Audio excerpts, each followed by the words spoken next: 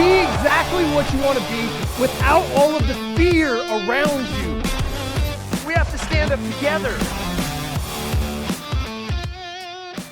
Good morning, everyone. I am Jason Sisneros, and this is the Built to Exit podcast. Good morning. As you know, I've got this cool little Go Box studio that I got, and it's amazing. It's a little box. I did a little video. If you get a chance, go over to YouTube and you'll see some videos of my wife and I as we travel and stuff, and you'll be able to see the breakdown of this Go Box. It's been very, very cool and convenient because we travel so stinking much that being able to just pop this thing up and have a complete total studio has been really, really amazing. So let me know where you're coming in from. I'll let you know where I'm coming in from. I'm here in San Diego, Solana Beach to be exact. We got a beautiful place. You'll be able to see it as the sun comes up. It's also very, very early. We usually do this at 9 a.m. I'm starting to understand my West Coast and my Mountain Standard Time people telling me that it's super early for the show, because it is. It's 6 a.m. here. We usually do the show 9 a.m. 9 a.m. Eastern Standard Time every Saturday. So if you're new to the show, welcome. Again, as I mentioned, I am Jason Sisneros. I am the chairman founder of Anton J and a division of Built to Exit, where we have this podcast, and what we talk about is lots of different issues for your businesses. I've owned multiple companies throughout my life. Started out, I crashed my first three. Learned a lot in those three failures that went on to help us build a lot of great companies, and then ultimately build a great consulting firm that has helped hundreds and hundreds of businesses. I've spoken to thousands of business owners around the world, and realized, that I have a talent and a passion for teaching this stuff. So back in February of 2019, I sold the majority of my businesses and decided to go down a different path. Well, that different path has led me to teaching. I thought it was going to be a lot about philanthropic stuff. We're involved in the rescue of children in the sex trade. We're involved in anti-domestic violence, veterans issues, all that kind of stuff. But one of the things that I realized was that I did have a talent and a passion for teaching people, and looked at it from a perspective of what would I have liked the younger version of myself to know about business. And we've had a consulting firm that's done this now for, almost 18 years.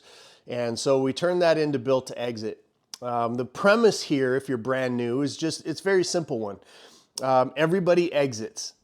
It's a great realization to come to, that everybody exits. No matter what kind of a business you have, no matter what you're doing in life, we all exit ultimately to whatever's next, and whatever you believe. I happen to be a Christian, and I believe that we go to heaven.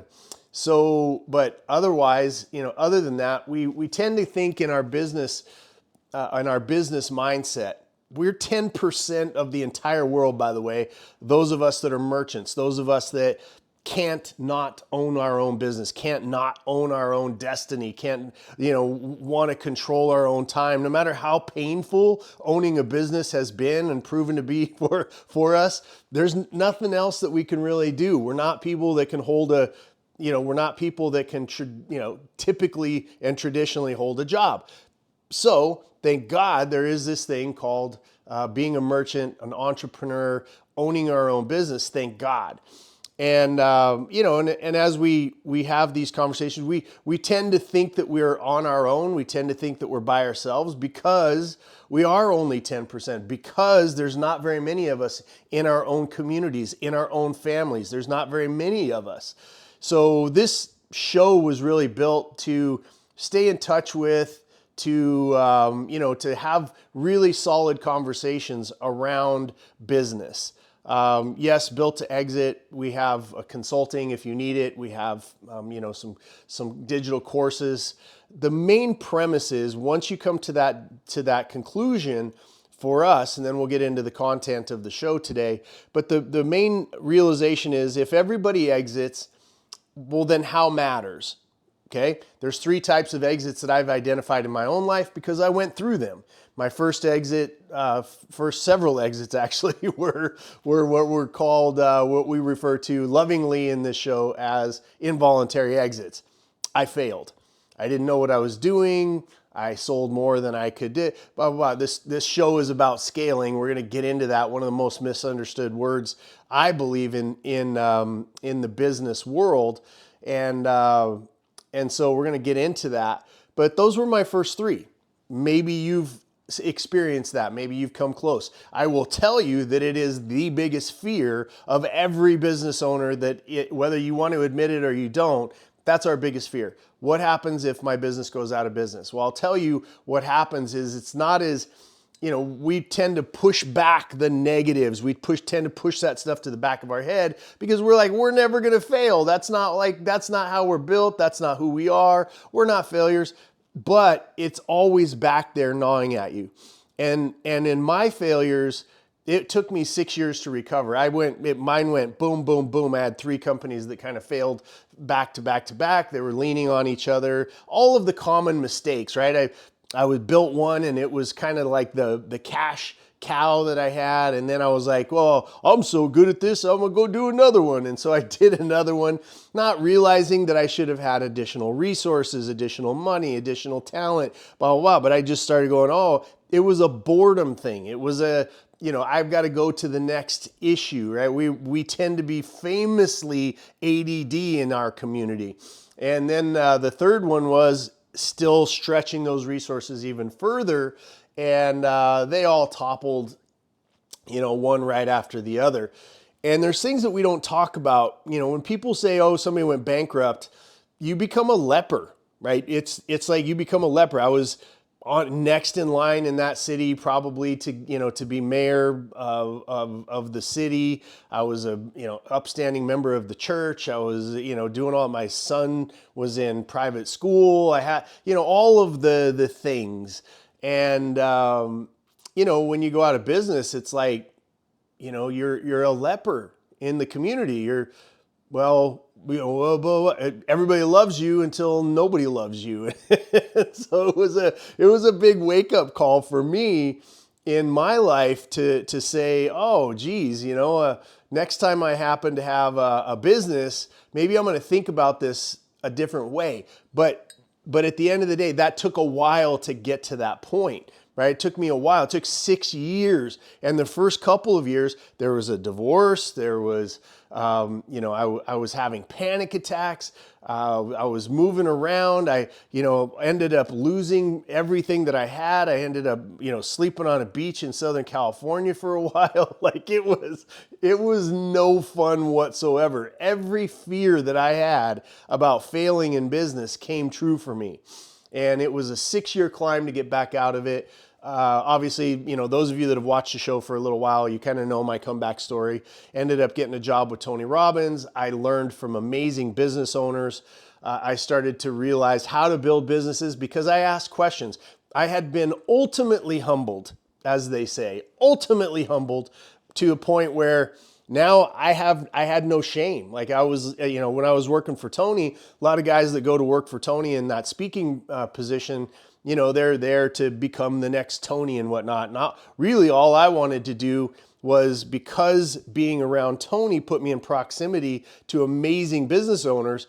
I was like, I want to take you guys out to dinner. I'll come and clean your toilets for you. Give me 15 minutes, because I had 3 very thick notebooks that detailed my failures. And so as I had those and I was traveling around with Tony and put me in proximity with great business owners, I would ask those questions. I would say, hey, could you take 15 minutes and tell me what you would have done in this scenario? And so that led to a lot of led to 3 new notebooks that have now become sort of my playbook. They did become my playbook and have now become the playbook for multiple businesses. Multiple strategists and consultants utilize my material. And, I've had clients, right? I didn't graduate from high school. I've had clients from Wharton and Yale and Harvard and, all of these different places. because of those failures. But that was my involuntary failure phase. And that's what we're all afraid of. Some of you can put your stories in there if you've crashed your companies or you don't want to, whatever. All I'm saying is I understand. I'm not standing here, like what you see in the guru space these days is, if you don't have a six-pack, you're some kind of a big loser, right? If you're not getting off of a jet, even if it's not your jet, but you have a film crew and you rent that jet for 15 minutes to look like you're on a jet, you're a big loser. Those are the kind of things that I think are hilarious, right? Business owners come in all stripes, we come in all colors, we come from all over the world. The one thing that binds us is not having a piece of tape over your nose or wearing a t-shirt to make you look like you're rich, but that's not what binds us together. It's not the stuff. It's the heartbeat of a merchant. And I say the word merchant because it's a little old-timey, right? It's a little, you reach back in time and history and it attaches you with a group of people that, in my opinion, are responsible for changing the world, right? Militaries don't exist without what? Tax money. Where does the tax money come from? It comes from employees, people that pay, businesses, right? All the employees, all the taxes, they come from businesses. So great things that have been built, libraries and those kind of things, they're paid with by what? Taxes. Where do the taxes come from? They come from business owners. So to me, you and I, as merchants, are the ones that have innovated and created value and wealth that has then, be honest, like we're surrounded by people who want to take the money that we make, right? Taxes and, we've got employees and we've got, everybody, donations and all of this stuff. It's not a complaint because we actually relish in being in that position. But we don't talk to each other enough. We don't hang out with each other enough. And then we get wrapped up in the fact and the idea and the concepts that really don't define us. It's not the jet. It's not the big house. It's not, if you want those things and you have those things, God bless you. That's awesome. But once you realize what you're doing with your business is you're creating a way to contribute to society through getting better yourself. You're challenging yourself and you're taking that excess and you're helping other people. But ultimately for you and your family, the best way that you can help is for you to become free. This is the conclusion that I came to. It's a conclusion I've helped hundreds and hundreds of business owners come to now over time, is that you have that involuntary exit that you want to avoid. The second one was, as I was telling you, I learned some things when I went to work with Tony, then got back into the game. I became a turnaround specialist, started applying everything that I learned, and then started buying businesses of my own to a point where I was able to build my very first company that somebody else wanted to buy. Are you a business owner running hard, burning out, and still not getting ahead? I'm Jason Sisneros, founder of Built to Exit. I've bought, built, fixed, exited over 24 companies of my own. I've helped hundreds of business owners do the same. If you're listening to this podcast, you probably didn't start your business to be trapped in it. And yet, here you are, overwhelmed, underpaid, drowning in noise from fake gurus and recycled advice. Been there. Built to Exit isn't just another course. It's not a magic bullet, it's a system, a proven blueprint built from real-world experience, not theory. We help owners control the 3 things that really matter in business: price, the timing, and the terms of your exit. Whether that means more cash in your pocket now, more freedom starting today, or a full-blown exit strategy that lets you walk away on your own terms, our team knows how to get you there. So if you're done guessing, done with the excuses, and ready to win, visit builttoexit.biz today to schedule your free 15-minute strategy call with a senior advisor. We'll show you exactly where the leaks are in your business and how to fix them, because everybody exits. How you exit is the only thing that really matters. Builttoexit.biz. We play to win. Do you? If everybody exits, how matters, now I'm like, okay, I'm going to exit on my terms, but I didn't. I got that dictated exit. We called that, this is what I figured out was dictated, because I sat across the table from somebody who knew what the hell they were doing. And in so doing, I got my ass handed to me. They got my company for probably half of what it was worth. It took 3 years to get paid. It was a nightmare. Then I was like, oh, there's a formula, right? There is an actual formula to how you purchase a business, how people buy businesses, and that's where I became obsessed. Because obviously I'd gotten really good, as you are or you're on your way to doing. I got really good at knowing all the steps and the strategies, and we're going to talk about some of that today, of how to scale a business, how to optimize it for cash flow, how to do really, and then to do that in multiple businesses. You know, at the height, I owned over 24 businesses, thousands and thousands of employees at the height, and so I learned how to optimize. What I realized there in that, after I got my butt handed to me in that dictated sale, was that there's a parallel track, right? That parallel track is I got to be great at what I'm doing, and then also I'm building my company as a machine and an asset for somebody else to acquire, right? That's it. I had to buyers of my product and service, and then I had the buyer of my business, and they're actually parallel tracks.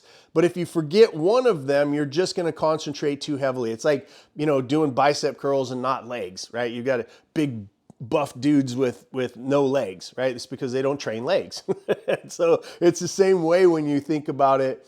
When you think about it, when you're building your business, you want to build a very complete business and put it together in such a way that somebody else wants to buy it. That's our story. That's the intro. I go a little bit longer because we got so many new people that are picking up the show. Y'all that have been with me for a while, you're sharing this out. And I want everybody to understand what you're getting yourself into when you come into the Built to Exit community.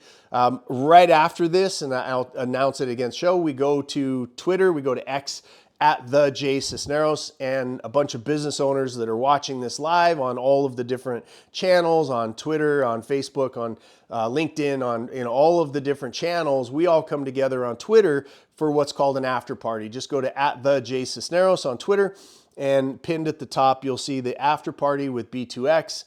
And you'll come in, there's a bunch of business owners. We have great conversations. We talk about today's content. We talk about challenges that they're having in their business. And it's just a bunch of us that love business, and we love getting better, and we love doing stuff. So anyway, so from here in Solana, one of the subject that I wanted to talk about today was the idea of scaling. And many of you that have been with me, you understand, that this is one of those areas. This one word is very indicative in the guru space of marketing language, right? It's one of those things that you can throw in ChatGPT and you can get a million ways to scale. I like to understand, once you have the right and proper understanding of what a word means, then you can properly apply it to your situation. Your business is meant to be a machine that creates cash that gets you to your end game. That end game always includes freedom. It always includes doing what your passion, spending more time with family, seeing the world, starting another business, getting involved in charity, or having a bigger impact in charities. Those types of things, that's what it ends up in. And so the idea for us is for you to take that end game, reverse engineer to where you are, and start to build your business to that point. And scale is the word that's utilized the most in advertising. You can see it now because ChatGPT does basically everybody's branding and marketing. The stuff that we put out, I don't know how long, this 20 plus years in this business, I've never had a paid ad, which is kind of mind-bending if you think about it. We've never had a because it's referral. It's these kind of shows. I love doing this kind of stuff. I'm on stages. If you need a speaker, I'm available. But we do this stuff, and it's by reputation, because what happens is somehow, some way, you're a real business owner and you land on this material and you hear me say stuff that you've been thinking because you've paid for the seminars, you've gone to the big stadium events. You've bought the funnels that you fell into, and you realize, oh my God, this shit is garbage, and it's being taught by people who have absolutely no idea how to do actual business, but they're really, really good at marketing. Damn it, they got me again. Right? I can't tell you how many times, my wife and I fall for it all the time. Still to this day, we're like, damn it, we see something coming in, through the mail or something, and I'm like, damn it, I got caught by another funnel, and Emily will be like, they got me with the funnel. So no shame in being caught by that, but ultimately, what we're talking about here is real stuff. You're coming to this, you're going, oh, this is real. These are real conversations by real business owners. I've had, again, a couple of dozen different businesses that I've exited from, different verticals all around the world, a lot here in America, all, from coast to coast. I've got all this stuff, right? But it's about real business owners. So let's talk and jump in here and talk a little bit about scale. Scale, for the most part, for the general guru who doesn't actually own a business, hasn't ever owned a business, hasn't ever acquired a business, hasn't ever sold a business, which is most of them. They think and teach that scale is selling more. Okay. Do you need to sell more to scale? Yeah. Or no. It just depends. But it is not a requisite piece of actually scaling. Scaling means that you can control upward growth. Something happens in the economy, you can control it down, but ultimately the machine called your business survives, thrives in up times, is able to survive in down times, and is able to navigate your journey so that it's purposely and perfectly built for two things: for you to reach your end game, number one, and number two, for you to be able to build an asset that somebody else wants to acquire. Very methodical, very consistent, very predictable on how to do that. That's what we've spent years and years and years, still are doing with students around the world currently. And my wife and I and my team, we're buying bit. We just bought one, just partnered with one, just exited one. We've got 3 or 4 in the hopper that we're waiting to acquire. We're doing this stuff right along with you every single day. So let's talk about it. Most business owners don't realize that they're building a cage until it's too late. So let's make sure the thing that you're scaling is a machine that frees you, not traps you. Biggest understanding. Most of the business owners I get to, they're like, I'm in this. There's really no escape for me. I don't think I can sell my business. It's just my name. If I go away, the thing falls apart. Let me just tell you, get that out of your mind. Start understanding and believing that no matter what business you are in, no matter who you are, no matter what your background is, no matter what your revenue is, no matter where you are in the world geographically, and no matter what, AI is coming to take over the world, no matter, you can take what you have with enough time, attention, proper steps, and build it into something that somebody wants to acquire. End of sentence. There's no product, there's no system, there's no nothing, that it can all be packaged up into something that somebody else wants to buy. But you have to believe differently about the fact, you have to stop believing that you're, and I did a whole show on this, that you're a special flower syndrome, right? Where just because you're you, and there's only one you, and there's only one you that can do the stuff that's being done in your business. I had that mentality at once. It was very, very healthy for my ego. It was very, very poor for my ability to be able to build something that somebody else wanted to buy. Which one do you want? You want your ego to be fed? Cool. You're the only one. You're the only one that knows how to do what you do. You're the best at it. That's your ego, right? If you want to go, somebody else can do what I do. I just got to systemize it, process it, scale it, and be able to hand it over to somebody else. Now you can exit your business. Now you can go do 13 of these. You can do 10. You can do whatever it is that you want to do because you've actually scaled, okay?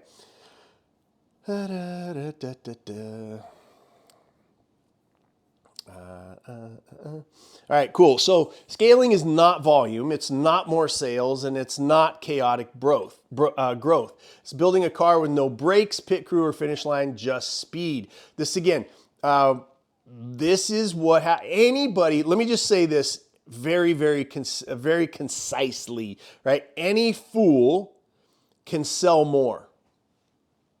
I said it. Okay. Any fool can sell more volume, make more sales. Any fool that has read 10 pages of any sales book can sell more. There is a very good phrase that I learned from one of my mentors, that most businesses die of indigestion, not starvation. Most businesses die of indigestion, not starvation. Why? Because any fool can sell more.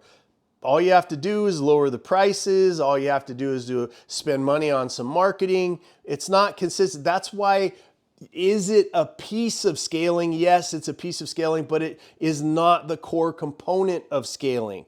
Because you could sell a bunch more and then you have to deliver on the promise. You have to deliver the extra products, or you have to deliver more on the service. And that starts to wane because now you have more volume than your actual operations are set up to be able to develop or to be able to deliver at a high level, so that you write this down. The only reason, the one thing that you want, yes, you want paid for a process, for a customer going through and buying your product or process or procedures or service or whatever it is. Yes, you want paid, but the ultimate decision of whether you did a good job or not is whether they gave you more business or that they gave you a referral to other people who need your products and services. That's it. You want to know why I haven't done any advertising, why any paid advertising? Because I haven't had to. I focus on that one component. I focus that if you come in and you do business with any of my companies, it doesn't matter if it's our consulting firm or our cannabis businesses or our tech firms or our medical business, whatever business you are interacting with that is adjacent Sisneros business, you are going to have such a great experience because that's why I'm there. That's why our systems, that's why our processes are all set up to do one thing, and that's to fall in love with your outcome. Not my outcome, not my genius, not the fact that, Jason Sisneros is the only one that can ever do it. No, it's systemized, right? We have systemized great experiences and outcomes. If it has anything to do with Jason Sisneros, it's a failure, right? And what I mean by that is if I have to be involved in it, then that is not a system or process. It's not. Now, my companies that I touch and I build have process, procedure, outcomes, falling in love with the outcome of the customer. That's all embedded. I don't have to be there for that. I built the systems. Right? I figured out, I dove in, I did the hard work in the beginning, which is the deep dive that we talk about, which is the foundational work, which we have a product called the Foundation. It's all of that being done at the front so that eventually this thing can scale on its own, right? So what is scale? Throwing more money at ads. This is kind of just going over a little bit. It's throwing more money at ads. That's not it. Getting more likes. That's not it. Buying more automations. That's not it. Selling more of the same thing faster. This is where, again, that phrase, if you get anything out of this show today, is most businesses die of indigestion, which means trying to eat too much business, than they do starvation. Hi, my name is Jason Sisneros, founder and chairman of Built to Exit, a world-class business consulting firm that's helped hundreds of clients and thousands of business owners fix, scale, and successfully master their companies. Let me ask you a question. Are you serious about changing the direction of your business, but you don't have the funds to bring in a high-level consulting team? Well, then keep watching. We created the Built to Exit system specifically for entrepreneurs like you. Whether you're a startup trying to avoid costly mistakes or a seasoned owner stuck in a plateau or a downturn. This do-it-yourself system is your answer. Now, this course isn't easy. It's not a gimmick. It's not sugar-coated motivational feel-good fest if you know me at all. It's a graduate level masterclass built from decades of business ownership, consulting, and real-world results. If you're willing to do the work and follow the blueprint we use with companies that pay us 5 and 6 figures, you will finally have a system that gives you time freedom, financial control, and a clear path to a successful exit. So if you're serious about building a business that works with or without you, go to www.b2xsystem.com right now, because everybody exits. The only question is how. So scaling is strategically increasing revenue, reach, or impact without increasing stress, owner dependency, or chaos. By the way, when you are building to exit, the buyer doesn't want stress. They're not going to buy stress. They're buying predictability. They're not buying owner dependency. They're buying a system and a process that creates and produces predictable cash flow, profitability, longevity. And they're certainly never going to buy chaos. So those are the things that you want to avoid. Scaling is the act of growing your business in a way that multiplies outputs faster than inputs. I try to drill these things down into the simplest terms possible so that we can have simple conversations. The more complex a system is, the more that the person selling it to you doesn't understand it. Okay, we have to have the highest level of brilliance is simplicity.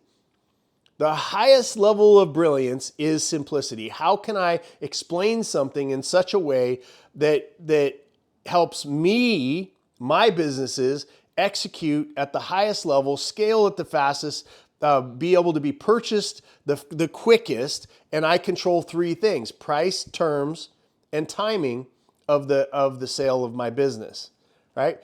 So maintaining or increasing operational control, profit margins, and long-term enterprise value. Let me just pause on those 2 words, enterprise value.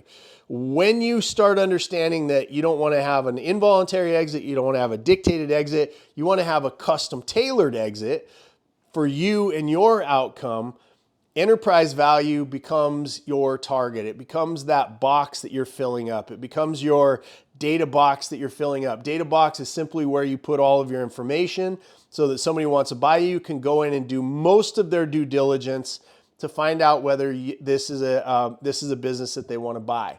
We strategically build those out for private equity firms who we've had long-standing relationships with, and any new buyers that may be coming to the table. There's 6,000 private equity firms. We have real solid relationships with about 20 of them. We've got arm's reach with about another 50. So we've got about 70 relationships of private equity firms that are different. Whatever depends on like what you have as a business. There's different businesses that want to buy different kinds of companies. There's roll-ups that are happening. There's strategic acquisitions that are happening. There is an entire flood of complete and total morons who went to a morons acquisition training and now think they're operate. That's a whole other group of people that think now that they can buy businesses. Look, we're sell-side advocates here at B2X, right? What does that mean? We're on the side of the business owner. We're on the side of the business owner to not lose 25% of their enterprise value because they're being jerked around by people who think they know how to buy businesses. Do we help them do due diligence? We help them set up for due diligence. The whole idea of the company that we built, we use B2X. When I say we, my wife and I and my business partners, when we buy and acquire business, we use B2X ourselves, right? We use built to exit, systems process. We do it all because that's the methodology that helps us make good decisions along the way and be ready for due diligence and keep that due diligence as short as possible, okay? So enterprise value, make sure that you study that, how you grow it, what you do with it. It's a really fascinating, that's the first thing that you do and that we start focusing on is building enterprise value. Now, if you have to be, let me just say a couple of things to be clear is that if you have to be in your business, if you don't have any systems and processes in place, if your relationship to your customer is tentative and would go away if you go away, there's lots of competition coming in, like there's all kinds of things, then you have basically virtually, I've walked into businesses that are doing $20 million a year and they have absolutely zero enterprise value. How can that happen? We'll watch a couple of other shows, but really enterprise value is what's the amount of money that somebody would pay you for your business? That's the enterprise value.